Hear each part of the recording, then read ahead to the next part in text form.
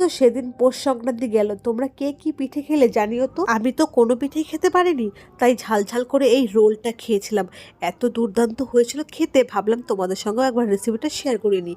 তো প্রথমেই ময়দাটাকে ভালো করে মেখে লেচি কেটে বেলে নিয়েছি। অন্যদিকে আমার কর্তামশাই তাওয়া বসিয়ে দিয়েছিল। তাওয়া গরম হয়ে গেলে শুকনো তাওয়ায় হালকা করে রুটিগুলোকে ভেজে নামিয়ে নিয়ে তারপর অল্প তেল দিয়ে আবার রুটি দিয়ে একটা ডিম ভেঙে দিয়ে হাতার সাহায্যে ভালো করে নাড়াচাড়া করে মিক্সড করে নিচ্ছিল।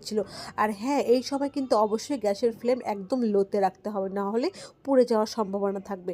যেমনি হয়ে যাবে গরম হটপটে নামিয়ে নিয়ে তারপর তোমাদের একটু সার্ভ করে দেখাচ্ছি।